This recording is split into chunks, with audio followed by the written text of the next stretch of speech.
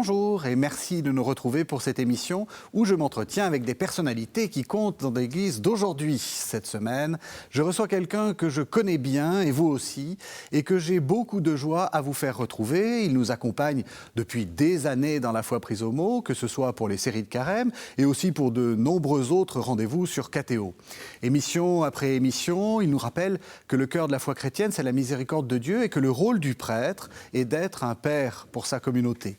Il nous revient avec un livre magnifique qui reprend ce qu'il cherche inlassablement à nous faire comprendre, La grave allégresse, paru chez MAM. Vous l'avez compris, c'est avec beaucoup d'allégresse, j'espère, pas trop grave, que je vous invite à retrouver le père François Pottet.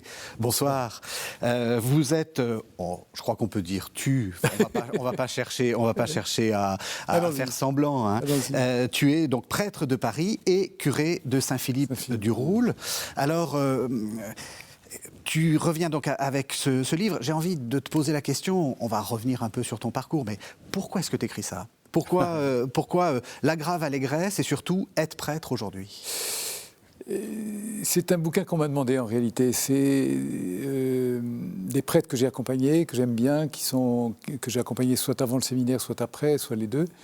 Et plusieurs m'ont dit au fur et à mesure, mon père, il faut absolument écrire nos conversations. C'est quelque chose qui nous manque et quelque chose dont on a besoin et dont d'autres prêtres auraient besoin. Et voyant pas mal de prêtres de la génération qui monte, un peu bouleversés par l'état de l'Église aujourd'hui, les difficultés du monde, les difficultés du sacerdoce aujourd'hui, je me suis laissé convaincre. Et puis je me suis lancé, sachant pas très bien où j'allais. Et puis finalement, il en est sorti ces quelques pages sur les différentes facettes de la vie du prêtre. Et peut-être aider les prêtres à avoir une vision du prêtre la plus simple possible. Finalement, c'est pas extraordinaire. Enfin, c'est à la fois très ordinaire et à la fois très extraordinaire d'être prêtre. Toi aussi, t'es bouleversé par la vision de l'Église qu'on a aujourd'hui ? Ou par tout ce qu'on a appris ou par... Oui, je suis bouleversé, mais ça m'énerve. Enfin, ça m'énerve. Ça m'agace un peu de regarder l'Église uniquement dans ce prisme. Oui. Il faut pas focaliser quand même là-dessus. Bien sûr, c'est atroce, bien sûr, c'est épouvantable. Il y a des crimes qui ont été commis, il y a tout ça, bien entendu. Mais on a tellement tendance à se polariser là-dessus. L'Église est quand même beaucoup plus large. Et l'Église a traversé des crises dans son histoire qui ont été pas forcément plus graves, mais c'est pas la première crise que l'Église traverse. Et donc, c'est pas la fin du monde. Enfin, en tout cas, pas encore tout de suite. D'où viens-tu ? De quelle famille tu viens ? Tu en as, comme je l'ai dit, on t'a beaucoup vu, beaucoup d'émissions de la foi prise au mot, on en a assez peu parlé. Oui, c'est vrai. De quel monde viens-tu ? Un monde, comment dire ça, le plus... famille nombreuse. Je suis de ces familles qui, un peu étonnamment, sans avoir fait un effort particulier, ont traversé les périodes de 68, qui ont été des gros bouleversements pour beaucoup de monde. Nous étions une famille qui a traversé ça sans beaucoup de dommages. Il y a comme ça quelques familles très isolées, et nous étions très isolés à ce moment-là. Je suis d'une famille 8 enfants, j'ai 7 frères et sœurs. Oui, quand même. Une qui est décédée l'année dernière avec le cancer. Des parents très équilibrés, très, très, très solides, pour qui j'ai toujours eu une très grande admiration, qui étaient des bons éducateurs, qui ont beaucoup trempé dans le moment de la fondation des scouts unitaires. Ça a été une grande aventure familiale. Alors, ce sont des familles qui ont traversé ces périodes-là au moment où d'autres ont été complètement bouleversées, puis qui finalement ont été bouleversées après. C'est-à-dire, on ne sort pas indemne des crises d'aujourd'hui. Oui. Je crois qu'on a tous en ont pris pour leur grade. Mais nous, peut-être plus tard que d'autres. C'est ça, c'est juste des questions de... Oui. Alors, j'ai énormément reçu en famille la foi. Moi, je dis très souvent, j'ai appris à prier en tâtant le sein de ma mère. Enfin, j'ai grandi, je suis né dans une famille chrétienne, fortement chrétienne. Et donc, la foi n'a jamais posé une question pour moi. Enfin, dans mon enfance. Petit à petit, dans mon adolescence, dans ma jeunesse, j'ai essayé de comprendre ce que je croyais et pourquoi je le croyais. Mais c'est quelque chose qui a toujours été naturel pour moi et très, très facile.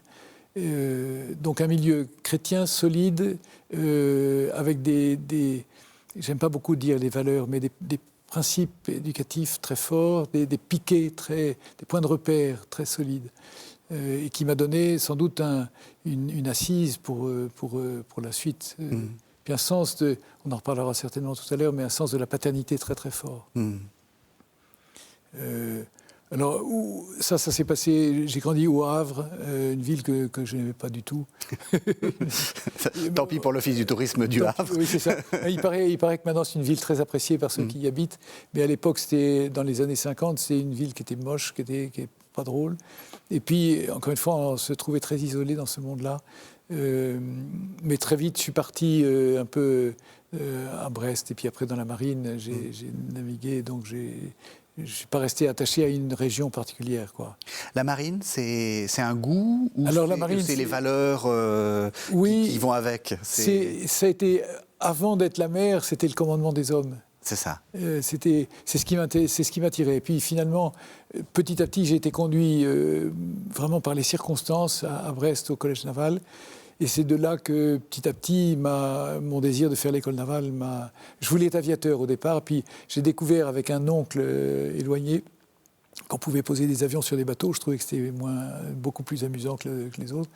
Et puis j'ai commencé à vouloir faire la marine pour ça. Puis j'avais une vue qui n'était pas assez bonne pour être pilote. Mais du coup, c'est la marine qui m'a emmené.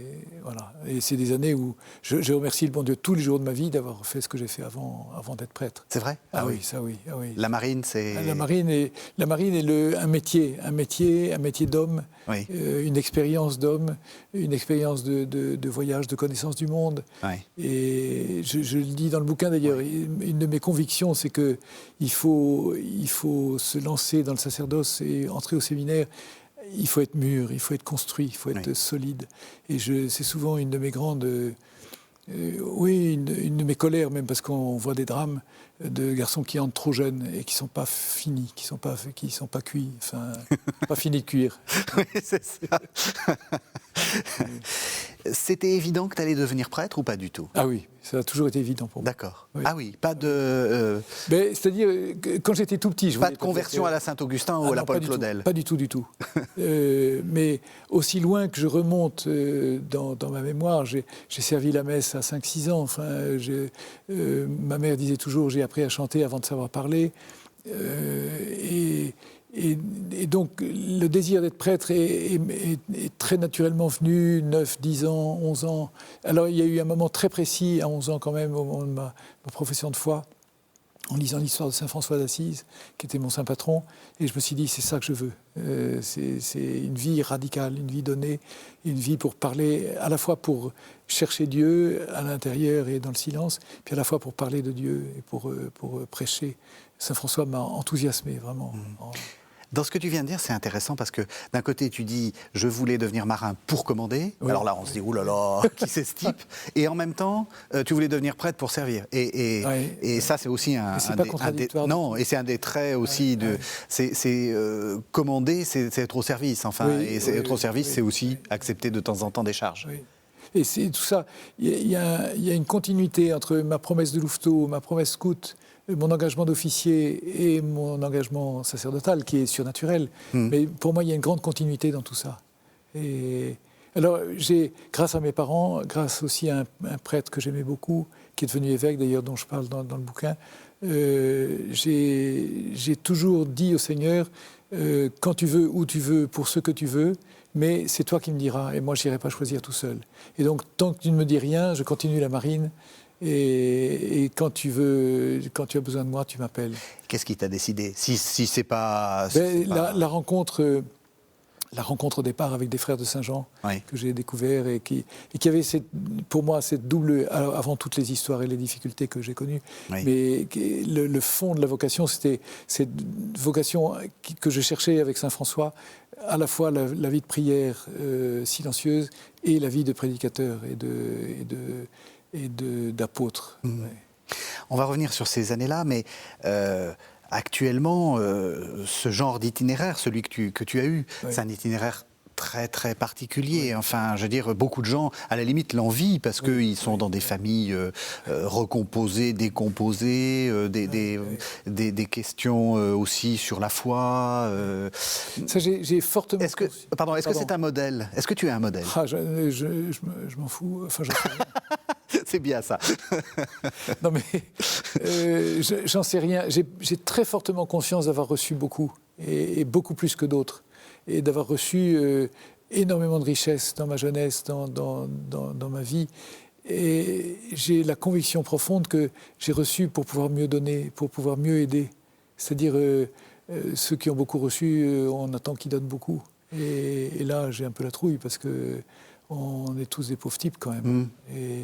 Mais je n'ai pas envie de m'excuser d'avoir beaucoup reçu. Non, mais du coup, on dit, enfin, est-ce que ça rend pas plus facile de défendre un message de l'Église qui, malgré tout, est un peu difficile à entendre quelquefois, sur ne divorcez pas, ne tenez bon dans la foi, etc. Oui, non, parce que je suis entouré de gens qui vivent tout ça quand même. Et même dans ma propre famille, il y a des drames aussi. Enfin, il y a des difficultés. On n'est pas. Je te dis, la vie nous a réservé quand même des grandes difficultés après, même si on a été très solide pendant toute la fondation, en tout cas de ma jeunesse. Mais on vit dans un monde qui, de toute manière, est bouleversé. Et donc, personnellement et autour, il y a des drames, des difficultés, des épreuves. Donc, non, je ne pense pas que ce soit plus... Je ne pense pas que le message soit moins crédible parce que j'ai beaucoup reçu. Il y a une certaine solidité, c'est vrai, une certaine... mais après tout, c'est une responsabilité qui m'est confiée, quoi. C'est ça. Je pense. Ouais. Donc, tu rentres à Saint-Jean ? Je rentre à Saint-Jean, oui. Est-ce qu'il y a des formateurs ou des auteurs spirituels qui t'ont marqué dans cette formation-là ? Ou des gens que tu vas rencontrer ou dont on te parle et qui ensuite vont devenir très importants ? Oui, alors, c'est plutôt plus avant d'entrer qu'après. Ouais. Avant d'entrer, j'ai eu la chance, ça je reconnais que c'est vraiment aussi une grâce extraordinaire, j'ai eu la chance de rencontrer énormément de prêtres, de religieux, de religieuses, qui ont été pour moi des repères, des points d'appui. J'ai énormément connu d'hommes solides, de religieuses, et ça m'a vraiment fondé, marqué très très fortement. Et puis après... Mais après, c'est même après les frères de Saint-Jean, j'ai un cardinal Lustiger m'a énormément m'a bouleversé, un Saint Jean-Paul II moi Saint Jean-Paul II c'est mon père, c'est vraiment il est bon, je suis pas le seul dans ce cas, hein, mais pour moi il a été vraiment il est encore aujourd'hui un piquet central, quoi. Il y a quelques prêtres comme ça qui m'ont profondément... Et en dépit de tout ce qu'on sait aujourd'hui et de tous les drames que je connais, un père Philippe, je peux dire que j'ai beaucoup reçu avec lui aussi. Je peux pas... je ne nierai jamais ce que j'ai reçu avec lui. Malgré les atrocités que je connais par ailleurs, je reconnais que j'ai reçu à travers lui. C'est-à-dire mystérieux, hein, mais... Les hommes ne sont jamais blancs ou noirs. On a des qualités, des défauts, et on peut avoir des crimes ou des horreurs. Moi, je citerai aussi le père de Monténard, avec qui j'ai beaucoup travaillé à l'eau vive, ce mouvement éducatif où je suis encore aujourd'hui, retourné aujourd'hui à l'appel de l'archevêque de Paris. Et avec le père de Monténard, j'ai beaucoup reçu aussi l'apprentissage du monde éducatif. Et ça j'ai toujours... c'est vrai, alors peut-être que je les cherche spécialement, mais j'ai toujours connu beaucoup de points d'appui comme ça, qui m'ont enrichi, qui m'ont encouragé, enfin, je ne sais pas comment dire.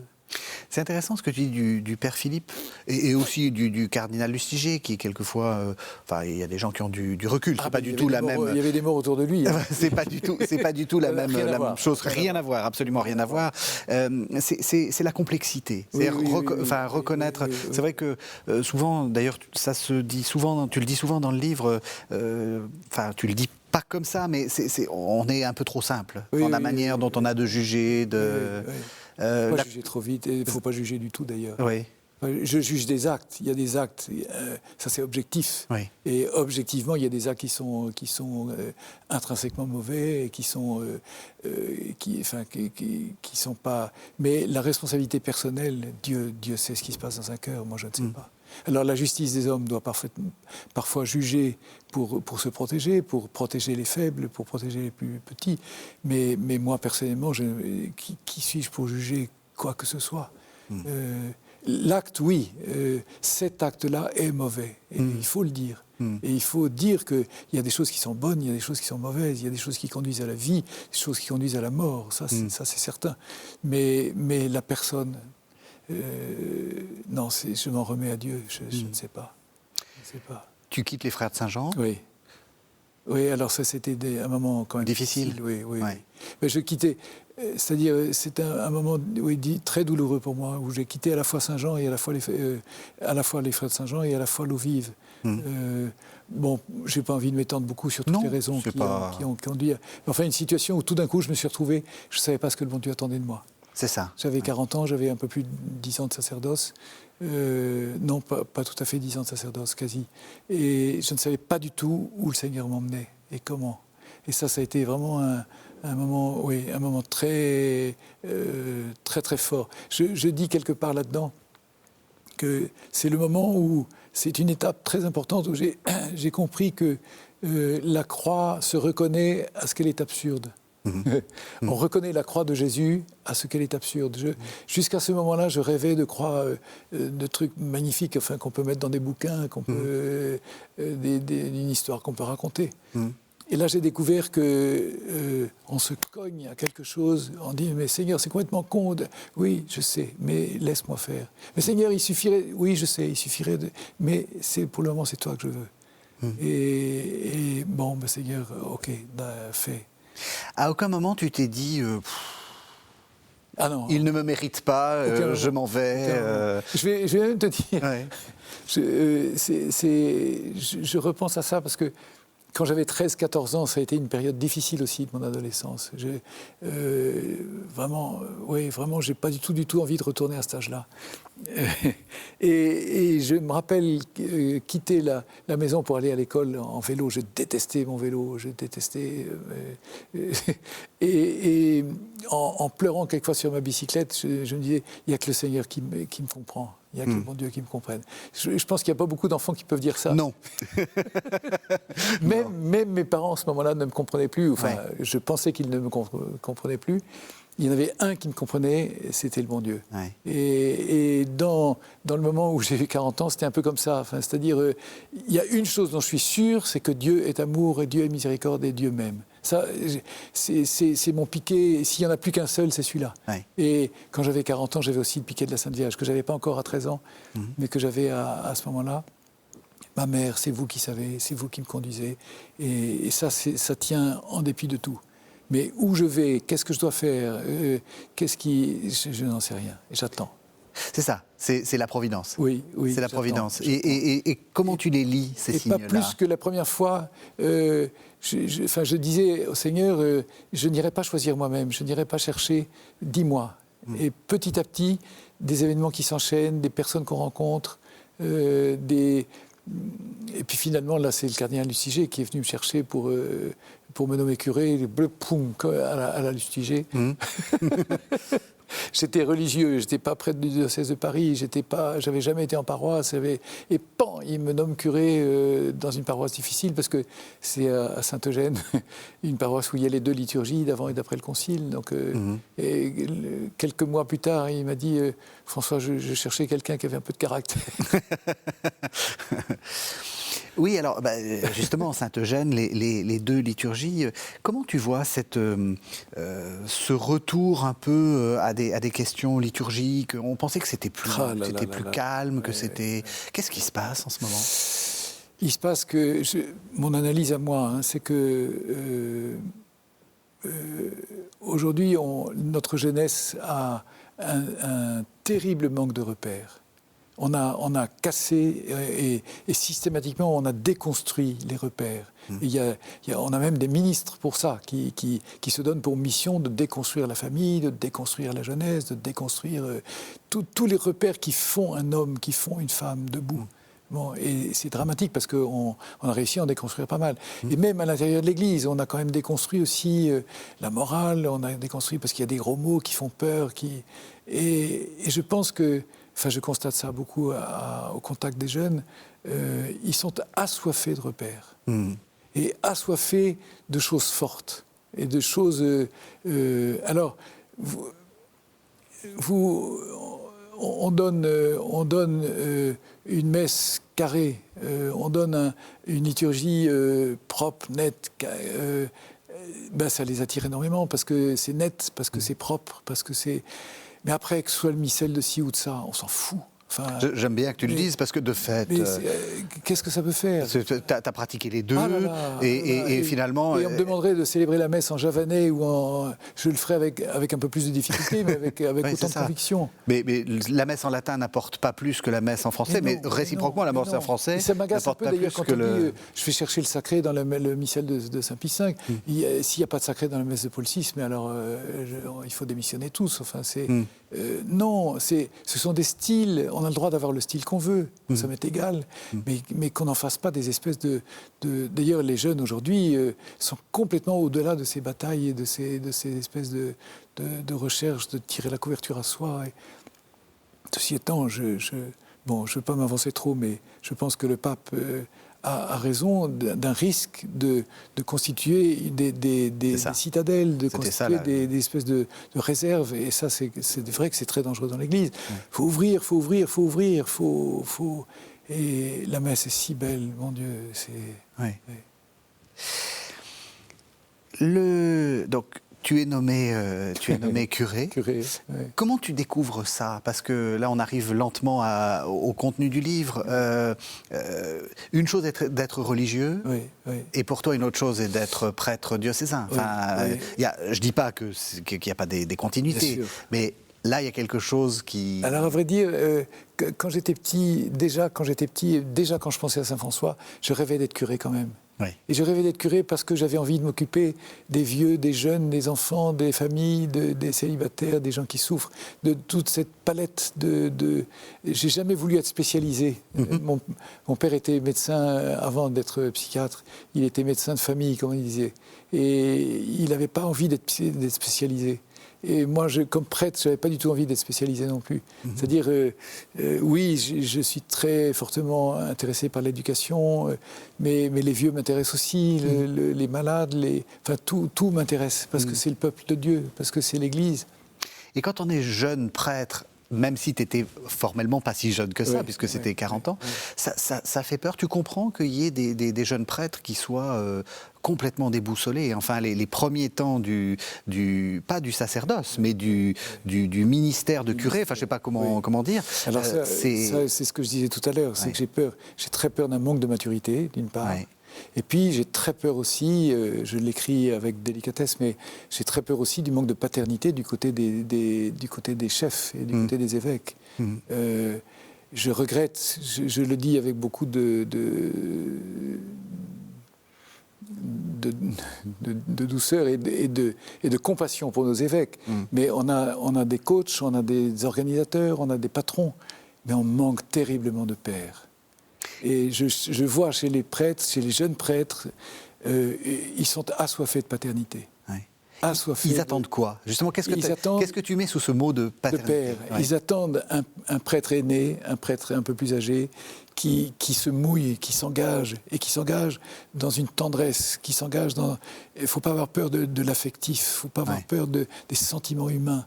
Un père, il aime son enfant, il aime son fils, et il met son fils debout, et il lui dit « Va, tu es beau, tu es fort, et va, j'ai confiance en toi ».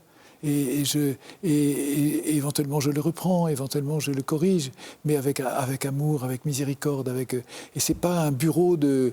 je vois trop de jeunes prêtres qui ont peur de leurs évêques parce que finalement on n'arrive pas à les voir, parce qu'on n'arrive pas à les joindre, parce que quand on les voit, c'est un dossier parmi d'autres. Et je cherche des évêques qui sont amis pères amis de leurs prêtres. Père, ça veut dire aussi d'entendre de la part de son fils des... Oui, absolument. C'est ça aussi peut-être. C'est peut-être la peur d'une... Enfin, ça suppose peut-être un peu, pas du conflit, mais pourquoi pas d'ailleurs. Alors, je ne veux pas critiquer parce que moi, j'aimerais pas être évêque dans les circonstances actuelles. Mais là, du coup, je risque plus rien. Alors, mais... Pour qui sait, attention. Oh là là, non, ça, à mon avis, vraiment, mais oui... Aujourd'hui, on a terriblement peur des liens affectifs humains. Parce que c'est toujours... je cherche un mot... on a peur de l'affectivité. C'est engageant. Oui, ça engage. Oui, c'est ça. C'est suspect, voilà, Ouais. je cherche le mot. Ouais. C'est suspect parce que il pourrait y avoir des pressions, il peut y avoir du chantage affectif, mais bon sang de bonsoir, les hommes, les liens, les relations humaines sont faites d'affectivité aussi. Et j'aime avec mon cœur, et j'ai envie de dire aussi, j'aime avec mon corps. Enfin, et si on s'embrasse, on s'embrasse, et si on se regarde, on se regarde. Mais il y a cette espèce de, même à l'intérieur de l'Église, de froideur, parce que on n'ose plus se toucher, parce qu'on n'ose pas ça m'horripilait dans la vie religieuse, les moines, les frères qui se touchent du bout du crâne, parce que à la fois il faut se toucher, mais surtout pas trop. Mais bon sang, si on s'embrasse, non de non. Et pourquoi est-ce que vous avez peur de toucher la joue de... voilà, moi bon... Non mais...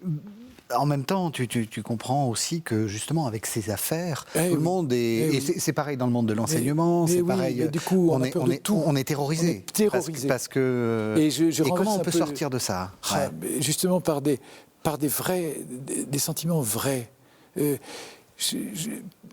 Quelqu'un voudrait m'attaquer, il m'emmène en tôle demain. Parce que j'embrasse les gens à la sortie de la messe, parce que j'embrasse aussi les enfants, parce que mais Dieu m'en préserve et Dieu me garde.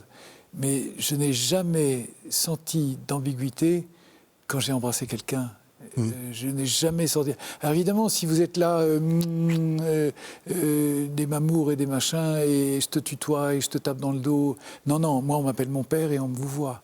Et quand j'embrasse une jeune fille, c'est moi qui l'embrasse. Et je prends sa tête comme Jean-Paul II faisait, je prends sa tête dans mes mains, je l'embrasse. C'est autre chose que comment vas-tu parce que c'est là que l'ambiguïté on me vous voit, mais je vous vois. Oui, ça c'est très important. Et je vous vois les jeunes filles toujours, dès qu'elles ont 13-14 ans, je les vous vois. Ouais. Et j'ai toujours fait ça et je ferai toujours ça. Ouais. Et j'ai peur justement de jeunes prêtres qui prennent des risques parce que c'est pas net, parce que c'est pas... il y a du mélange, quoi.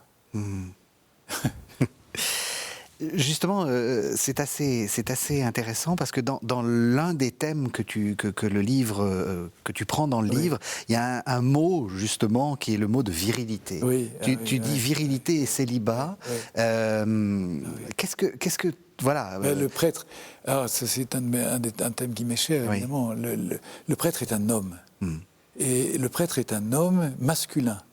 Et c'est pas un espèce d'androgyne qui n'est ni homme ni femme, qui est célibataire.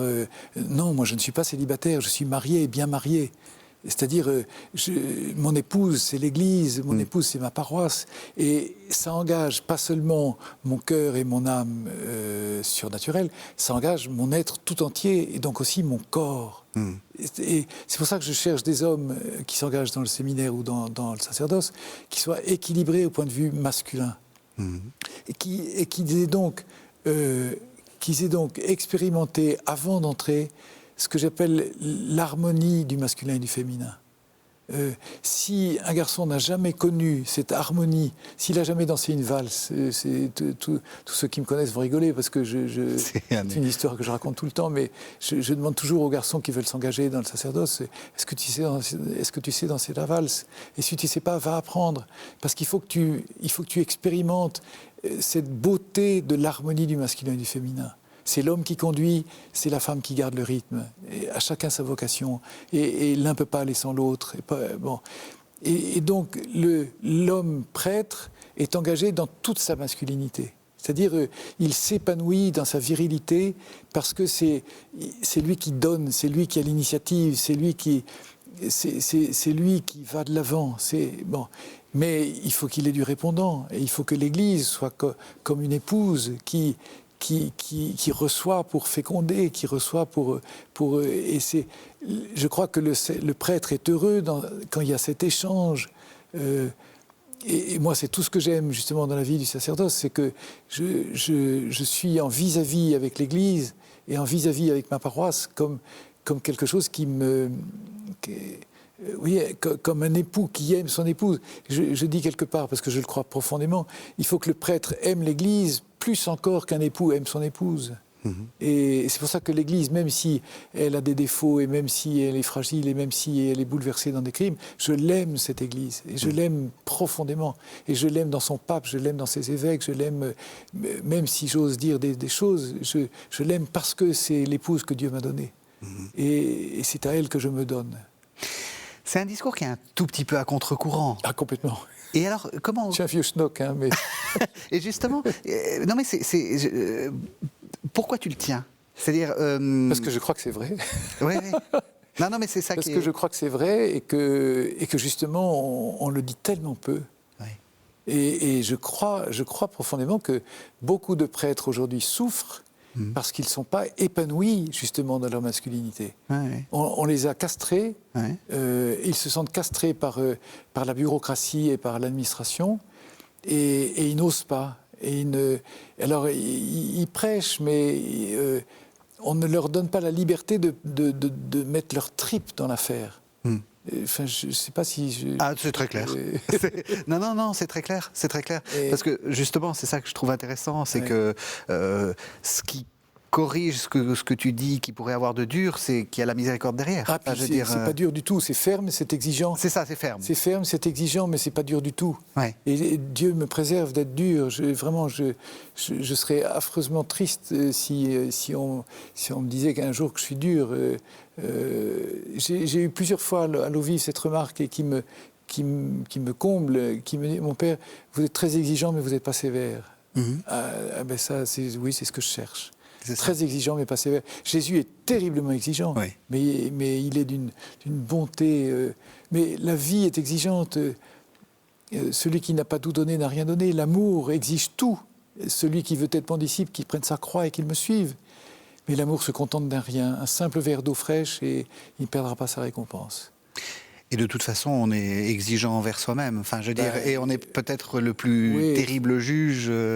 Ça, c'était un des thèmes qu'on a beaucoup, dont on a beaucoup parlé dans la foi prise au mot. C'est je pense qu'il faut être plein de miséricorde envers soi-même aussi. Il faut c'est-à-dire, il faut pas s'excuser, mais il faut accepter d'être pécheur et d'être un pauvre type, quoi. Il faut accepter d'être faible, accepter d'être fragile. Et pour moi, la découverte de la vulnérabilité a été une très très grande découverte. Alors, la vulnérabilité, tu n'en fais pas du tout mystère, tu es malade. Oui. Maladie grave, on peut le dire. On peut le dire. Oui. Bah, d'abord, est-ce que tu vas bien? Oui. Parce que non mais c'est une question. Il y en a beaucoup qui la posent. Il y en a beaucoup qui la posent, y compris des téléspectateurs qui prennent de tes nouvelles. Je comprends. Donc voilà, actuellement, apparemment, les chimiothérapies contiennent la maladie et qui grandit pas, qui diminue pas. Alors c'est un peu stabilisé. Alors je suis toujours dans l'expectative. Je ne sais pas du tout ce que le bon Dieu me réserve dans les mois qui viennent. Ça peut tout d'un coup grossir, ça peut tout d'un coup... je crois profondément que le bon Dieu peut me guérir d'un coup de doigt. Il n'a même pas besoin de donner un coup de doigt, d'un mot. Mais je crois aussi, et je l'accepte très volontiers, qu'il me conduise dans une maladie grave qui finalement... devient pour moi comme une mission de témoignage. Je m'aperçois que la santé a été tellement idolâtrée, on a tellement peur de la mort, on a tellement peur de la souffrance, que je constate que être malade et oser en parler spontanément et naturellement, ça touche beaucoup. Ça touche beaucoup parce qu'on rejoint une quantité de gens qui souffrent et on n'a pas le droit d'en parler. Ta souffrance me gêne. Aujourd'hui, on n'a pas le droit de souffrir parce que la souffrance gêne le monde. On écarte les gens qui souffrent. Et puis, il y a des gens spécialisés pour ça. Mais toi, fous-moi la paix. Et je pense au contraire que les personnes qui souffrent ont besoin d'être rejointes et besoin d'être... non seulement tu as le droit d'être malade, tu as le droit de souffrir, mais on se tient les coudes, on est tous ensemble. Qu'est-ce que ça t'a fait découvrir justement de la vulnérabilité ? Tu as dit, je veux dire, d'une certaine façon, je disais, il n'y a pas de conversion à la Saint-Augustin ou à la Paul Claudel, mais là, il y a une conversion, d'une certaine façon. Alors la vulnérabilité, je l'ai découverte surtout avec Jean-Paul II d'abord. Oui. C'est Jean-Paul II qui m'a énormément frappé dans sa vieillesse et son agonie. Et j'ai découvert que cet homme qui était un athlète dans tous les sens du terme, à mesure qu'il était réduit à pas grand-chose, gagnait une autorité, une intériorité qu'il n'avait pas encore. Et j'ai découvert après sa mort quelque chose qui m'a beaucoup impressionné. Ça faisait longtemps déjà que je demandais aux fiancés quand je prépare des mariages, est-ce que vous êtes de l'amour qui s'expose ou est-ce que vous êtes de l'amour qui s'impose ? Et Jean-Paul II a été, comme d'autres, mais lui il était très visible, il a été exposé comme l'amour exposé, comme le Saint-Sacrement exposé, c'est-à-dire totalement passif, sans plus pouvoir rien faire que d'être vu. Mais que d'être vu comme l'amour qui s'expose, comme le Christ en croix est exposé. Et pourquoi le Christ en croix est-il exposé ? Pour que Adam et Ève n'aient plus peur de leur nudité. Adam et Ève se sont cachés, se sont planqués dans le buisson parce qu'ils ont eu honte de leur nudité. Et de leur nudité parce qu'ils avaient péché. Ils ont eu honte. Et comment Dieu fait-il sortir Adam de son buisson sans contraindre sa liberté ? Il vient à lui, c'est-à-dire il vient à moi, nu, cloué sur le bois, et en me disant « N'aie pas peur de ta nudité, moi aussi je suis nu. Et moi aussi je suis, tu vois, je suis prisonnier de... » Et alors je n'ai plus peur et je peux aller jusqu'à lui. C'est la miséricorde qui, dans son terme, la miséricorde dans son maximum, qui se dévoile. Je ne fais plus rien, je ne peux plus rien dire, mais je me donne encore. Et ça, Jean-Paul II m'a bouleversé dans ce domaine. Et du coup, après, en étant moi-même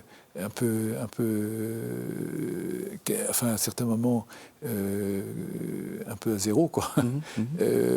Je me suis dit, si Seigneur, si tu m'emmènes dans ce chemin, je l'accepte volontiers. J'accepte volontiers d'être moi aussi, d'une certaine manière, hein, pauvrement et petitement, mais exposé. Et je constate, même dans ma paroisse, et ma paroisse précédente aussi, je constate que ça fait tomber des masques, que ça resserre les gens, que ça permet à des gens d'exprimer une tendresse qui n'auraient pas exprimé autrement. Et moi, ça me touche beaucoup. Ça me... Et aux malades, qu'est-ce que tu leur dis ? Et qu'est-ce que tu dis à tous les malades qui nous regardent ? Enfin, osez parler de votre maladie, osez, ou pas forcément ? Non, parlez-en si on vous demande, mais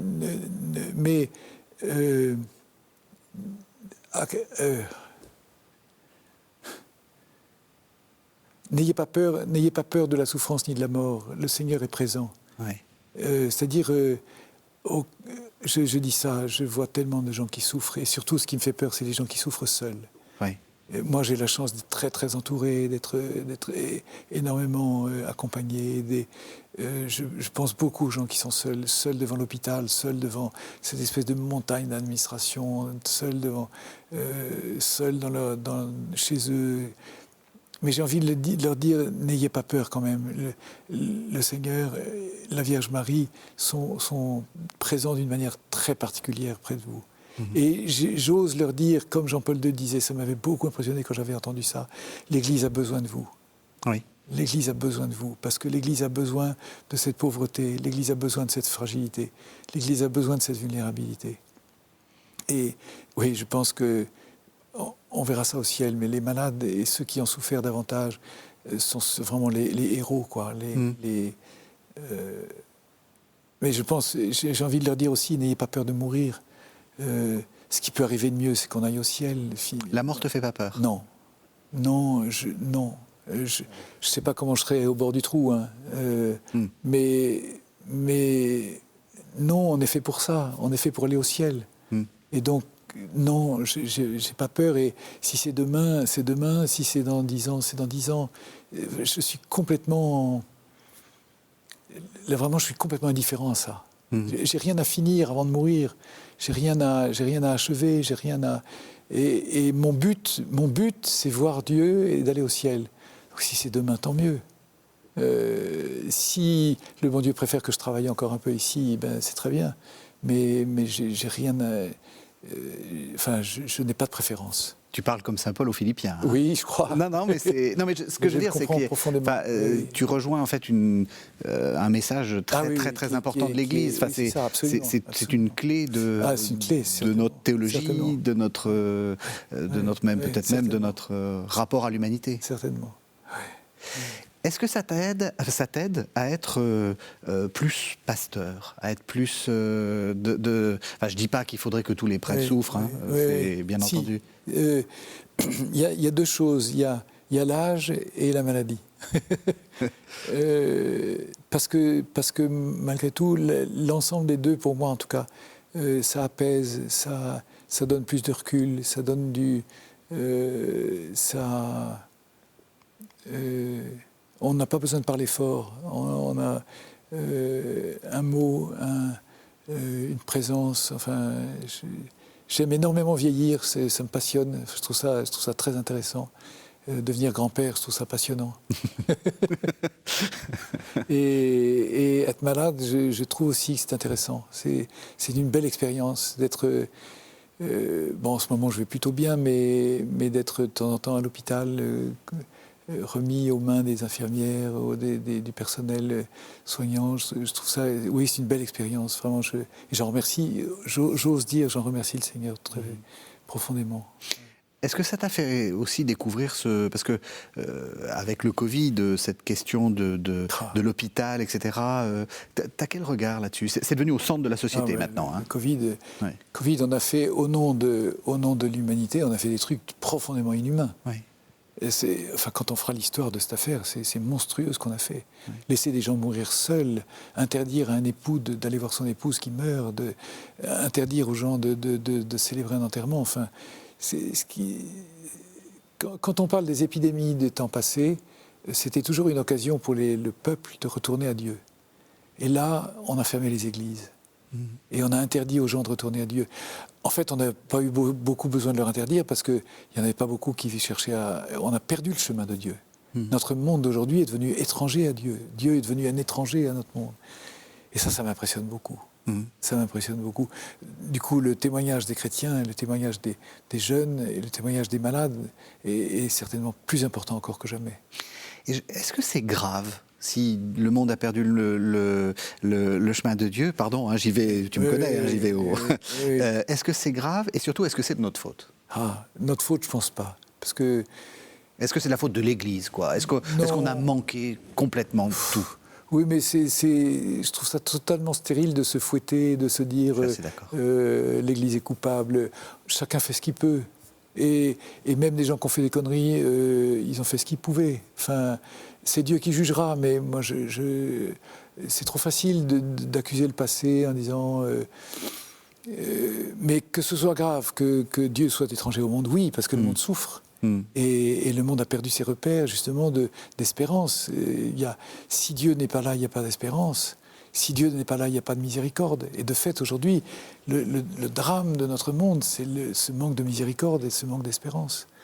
Le monde est impitoyable. Et justement, on est impitoyable pour le pécheur, alors que Dieu est impitoyable pour le péché, mais plein de miséricorde pour le pécheur. Et aujourd'hui, on confond tout. Oui. Et le pécheur qu'est-ce que tu en sais? Il est pécheur plus que toi, qu'est-ce que tu en sais? J'y reviens. Qui es-tu pour condamner quiconque? Et non, je crois que ce qu'il faut, c'est que moi, je fasse ce que je peux faire dans le rayon de responsabilité que Dieu m'a donné. Mais est-ce que l'Église a tort? Mais non, l'Église, c'est l'Église. Et l'Église, elle est belle, l'Église. Justement, parce que au fond, c'est le cœur du livre et c'est aussi le cœur de ta vie. C'est maintenant qu'on est, comme tu dis, dans un monde qui a plus le goût de Dieu ou dans lequel Dieu n'est pas au cœur. Nous qui pensons quand même qu'il faut que Dieu soit au cœur de nos vies. Qu'est-ce qu'il faut que nous fassions? Il faut sourire au monde. Il Il ne faut pas le haïr. Et pas le haïr. Ouais. Dieu a tellement aimé le monde qu'il a envoyé son Fils. Eh bien, ce monde, il faut arrêter de le critiquer, il faut l'aimer. Et ça, c'est vraiment un de mes refrains. Arrêtez de critiquer le monde. Arrêtez de critiquer l'Église. Aimez-la. Aimez-le, ce monde. Aimez le monde, l'humanité. Aimez les gens que vous côtoyez, les gens que vous regardez, les gens que vous ne pouvez pas piffrer. Aimez-les. Bon, c'est dur, hein, mais dans la rue, de temps en temps, en me promenant, ce type, vraiment, il a une sale gueule, mais Dieu l'aime. Et Dieu l'aime infiniment. Et pourtant, Dieu sait qu'il y a des gens qui ont des sales gueules. Oui. Non, mais c'est vrai. Et quelquefois, c'est des sales gueules extérieures. Mais ça, bien c'est pas sûr, très grave. Mais le pire, c'est des sales gueules intérieures. Mais Dieu aime ces gens-là tous d'un amour infini. Alors, il faut essayer de le faire aussi. On ne va pas y arriver complètement, mais on est sur le chemin. Et il faut l'aimer, ce monde. Ça, c'est vrai. On arrive à la fin de cet entretien. On s'était dit, il ne faut surtout pas terminer cet entretien sans parler de Marie. Alors, pourquoi c'est si important pour toi? Ah, ma mère. Comment est-ce qu'on peut se passer d'une maman? C'est le monde aujourd'hui voudrait vivre sans père, mais pour le moment, on a encore la mère. Oui. Je dis pour le moment parce qu'on voudrait bien s'en passer aussi. Mais alors, pour aller un peu plus loin en théologie, mais ma vie chrétienne ne peut pas être vécue autrement qu'avec la Vierge Marie. Je lutte. La Vierge Marie n'est pas une statue avec quelques fleurs de vent dans une église pour faire joli et pour aller réciter le chapelet au mois de mai. La Vierge Marie, c'est elle qui m'apprend, c'est elle qui me conduit, elle est pleine de grâce, elle est pleine de l'Esprit Saint, elle est le modèle de la vie chrétienne. Et elle qui est la mère de Jésus, elle est ma mère. Et ma mère, je l'aime. Je la vois aussi bien dans son sourire de Nazareth et de l'enfance que dans ses larmes à la croix et au calvaire. Mais c'est un roc qui pleure, mais c'est un roc, la Vierge Marie. Elle est plus puissante que les bataillons rangés en ordre de bataille, comme dit le Cantique des Cantiques. Elle est celle qui enfante dans la douleur, dans l'Apocalypse, qui enfante l'Église dans la douleur, mais en même temps qui enfante l'enfant Jésus dans la douceur, la joie. Tout ça est mêlé en elle. Et pour moi, c'est elle qui, au fur et à mesure, me conduit, qui me dit là, tu peux y aller. Quand je prends une décision, c'est la première confidente, c'est la première. Toute décision, tout choix, ma mère, qu'est-ce que vous en pensez? Ma mère, qu'est-ce qu'il faut faire? J'essaye d'apprendre aux gens à ne pas parler à leur bonnet. Alors je me suis dit, puis t'es un imbécile, et puis tu devrais ci, tu devrais ça, puis je me tutoie intérieurement. Non, arrêtez de vous parler à vous-même. Parlez à la Vierge Marie. C'est elle le vis-à-vis. Ouais. Et c'est tout à fait autre chose d'avoir un vis-à-vis. C'est ma mère. Et ma mère, vite, on est en retard. Qu'est-ce qu'on fait? Bon, sois prudent, mon chéri. Oui, non, mais c'est... Vous voyez, tu vois, la Vierge Marie, elle est... Alors en plus, à Cana, elle voit les besoins, elle voit ce qui manque. C'est elle qui crée le climat dans lequel je baigne dans l'Église. Et elle dit à son fils, ils n'ont pas de vin. Puis elle est là, elle se retire. Et puis elle dit au serviteur, faites ce qu'il vous dira. Et elle le dit avec son sourire qui supporte pas de lait. Elle le dit avec sa toute petite voix, l'air de ne pas y toucher, mais on est obligé de faire ce qu'elle dit. Sinon... Elle a de l'autorité. Ouais. Ah, elle a une autorité formidable. Elle a une autorité totale. Et peut-être pour moi, le maximum, elle vit la grave allégresse au pied de la croix. Elle vit, elle voit l'échec total, elle croit la victoire absolue. Et dans ses larmes, elle chante son Magnificat. Pour moi, c'est une certitude maintenant. C'est-à-dire, elle voit déjà la victoire de l'amour à travers cet échec patent, lamentable de Jésus crucifié. Elle voit la victoire de l'amour. Et c'est elle qui me donne la confiance. Et c'est elle qui me serre contre elle et qui, viens, n'aie pas peur. Merci beaucoup François. Merci beaucoup. Donc le titre du livre, hein, la grave allégresse, c'est paru aux éditions MAM, hein, Être prêtre aujourd'hui. Et alors félicitations, oh là là, oui. Ça a gagné ou reçu, je ne sais pas comment on dit, le prix de littérature religieuse. Donc tu es grand prix de la littérature religieuse. Je ne savais même pas que ça existait, mais, mais c'est une bonne surprise parce que ça va lui donner un second souffle. Et alors il y a un autre livre il y en a un qui est en gestation. Alors pour les jeunes mariés, pour les premières années de mariage, le titre ce sera « Puisque vous avez décidé de vous aimer ». Car l'amour est une décision. Mmh. Oui. D'un mot peut-être, parce que ça c'est justement le métier être prêtre aujourd'hui, oui. S'occuper des jeunes mariés, c'est important. Oui, c'est très important, parce que c'est difficile le mariage. Hein.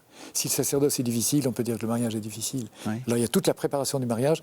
Alors je peux déjà dévoiler dans le secret, mais je peux déjà dévoiler que dans ce deuxième livre, je m'adresserai à Jules et Julie qui se marient la semaine prochaine, qui ont fait toute la préparation de mariage, qui vont se marier la semaine prochaine ou dans les semaines qui viennent, et qui du coup se lancent dans les premières années. Et j'essaye de leur donner un peu quelques orientations pour les premières années. Toi, un prêtre qui n'est pas marié. Oui, mais parce que j'ai beaucoup de recul là-dessus, justement. Et comme Jean-Paul II, mon père et mon modèle, qui disait toujours, c'est les jeunes mariés qui m'ont formé. Lui qui était un spécialiste vraiment extraordinaire de la famille, de la théologie du corps, de l'amour et de l'amour humain. Oui. Et il n'en avait pas l'expérience directe de la sexualité, mais il avait tout appris avec les couples qu'il avait accompagnés. Et moi, je peux dire la même chose, vraiment, j'ai tout appris avec les couples, des garçons et des filles que j'ai vus jeunes, adolescents, puis que j'ai accompagnés, et puis qui maintenant sont des grands-parents. C'est passionnant. Donc rendez-vous est pris, hein, puisque vous avez décidé en septembre, de vous en principe, si j'arrive à terminer à l'heure. Eh ben, c'est ce qu'on te souhaite. Merci beaucoup. Régis. Vraiment, merci beaucoup. Merci de nous avoir suivis. Vous savez que vous pouvez retrouver cette émission sur le site internet de KTO, www.ktotv.com, et on se retrouve la semaine prochaine.